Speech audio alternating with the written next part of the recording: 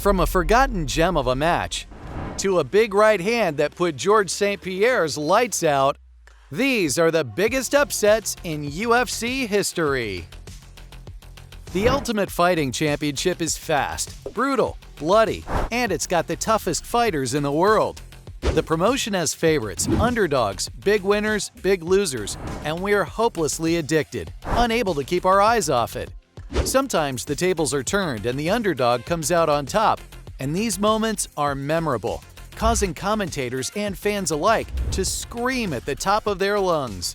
But back in 2014 at UFC 53, Mike Wilkinson silenced the crowd. His opponent, the then undefeated Nicklas Backstrom, was rewarded with a fight against Mike after winning his previous fight with a chokehold. Everyone thought it was an easy fight for Backstrom, including Nicklas himself, who ran his mouth any chance he got, and even screamed in Wilkinson's face at the weigh-in. But Wilkinson wasn't fazed, and he wasn't going to give up easily. Right out of the gate, Backstrom landed some heavy blows, but Wilkinson landed a nasty one, and Backstrom hit the deck like a ton of bricks. Wilkinson mercilessly pounded Nicklas into the mat, and I guess that's what you get for running your mouth. The crowd went silent, started looking for the exit, and Mike took the opportunity to release some pent-up anger, yelling into the crowd, "Brought me here to lose, did you? I don't think so." It goes to show you that you should never underestimate the quiet guy. If you thought that was embarrassing, you ain't seen nothing yet. At UFC 40, the title challenger Eddie Wineland was up against Johnny Eduardo. Eddie was full of himself after his challenge for the bantamweight belt, and everyone expected an easy win for him, including Eddie himself, because Johnny was coming back from a 2-year hiatus, with many saying he'd just gotten off the couch. Eddie was fast on his feet to start the fight, but it was Johnny who got the crowd pumped and on its feet. Full of energy, Johnny came out swinging and landed a brutal overhand punch. Eddie wobbled as if he had a few too many brewskis, so Johnny saw an opportunity and took it, finishing Eddie with a running right hand. Eddie went down, hit the mat hard, and the fight was over. Johnny certainly made the most of the victory and celebrated by running around the octagon.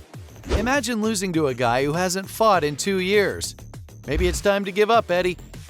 If Eduardo's lead-up to the Wineland fight was the longest in UFC history, what's the shortest? How about agreeing to a fight with only 4 days' notice? Well, that's exactly what Khama Worthy did at UFC 241. Devontae Smith was without an opponent for the fight, so the UFC rustled up Khama, his old training partner, and gave him his first chance at the big show. Smith thought he was doing his old friend a favor, but Khama had a surprise in store for him. Coming in as a heavy underdog, Khama was ready to grab his one shot with both hands at his friend's expense. The two were cordial at the start of the fight, trading jabs back and forth, but the crowd wasn't having it and wanted their money's worth. Thinking nothing was going to happen and on the verge of falling asleep, loud boos rang out from the crowd, and apparently that's exactly what the fighters needed, because the two came together and Khama dealt a massive left hook that knocked Smith down and out cold. The crowd erupted. Joe Rogan and his crew screamed Worthy's name. Worthy climbed the octagon fence and celebrated with the crowd. You'll be happy to know that the fight didn't ruin their friendship, and Devontae and Khama have been training together ever since. While Worthy and Smith's fight was about nothing but pride, this next one was for all the cookies. Renan Barão was the greatest fighter in the UFC, and everyone agreed, except for TJ Dillashaw. On the line was the UFC bantamweight title, and Dillashaw's energy was electric from the start. He danced around the ring, switched his stance, punched and kicked with ferocity, and immediately stole the show. Commentators couldn't stop talking about him, which was perfectly justified because in the first round, Dillashaw threw an epic overhand right, and the fight was on. The two scrapped on the ground for a while, but eventually got back on their feet, and Barão was rattled. Dillashaw was toying with Barão and ended the fight with some ground and pound, shocking everyone in attendance. Spectators in the crowd were jumping up and down, hugging each other, and the cheers were deafening. The hits to Barrow's head must have messed with his brain, because he lost the majority of his following 9 matches.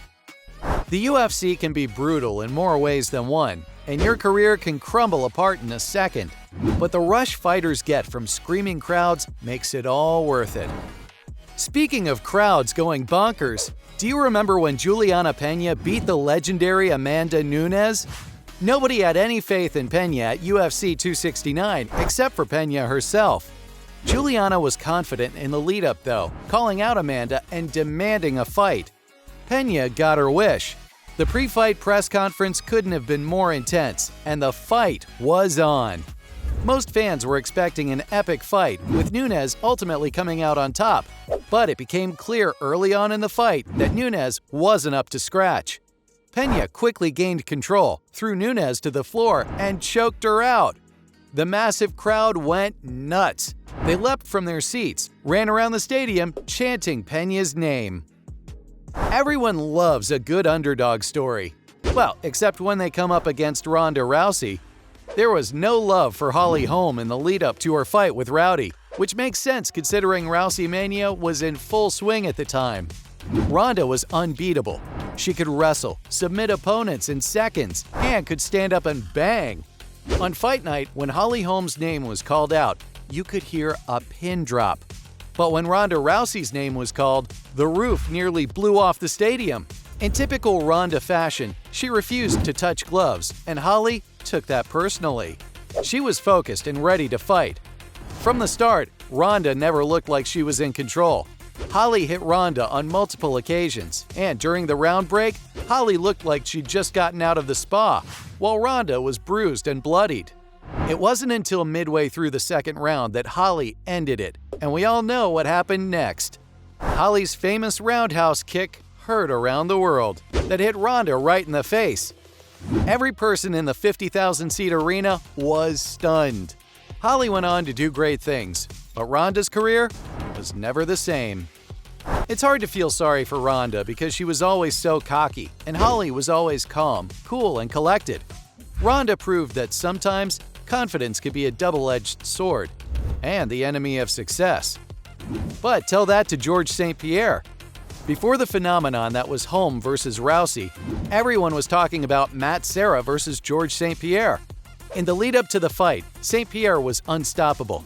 He had just kicked his way to a UFC title, smashing his leg into Matt Hughes' face. And next up on his fight card was Matt Serra. GSP was declared a winner among fight fans before the fight even began. And no one thought Serra could win.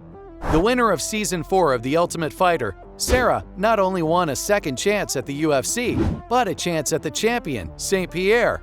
At that point, Serra was the biggest underdog in UFC history. UFC 69 was watched live by 15,000 fans, and they were in for one hell of a show. The fight started out with the two trading blows, and a big right hand from Matt had GSP rattled. But George didn't change his tactics and kept coming back for more, and Serra was more than happy to oblige, hitting GSP again and again.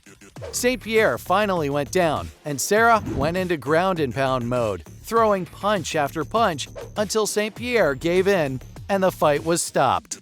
"Unbelievable," was the call from Rogan. It was an incredible comeback for Serra, proving that hard work leads to success. But St. Pierre got his revenge a year later and never lost a fight again. So there you have it, fight fans. From a big right hand that put George St. Pierre's lights out to a forgotten gem of a match, those were the biggest upsets in UFC history.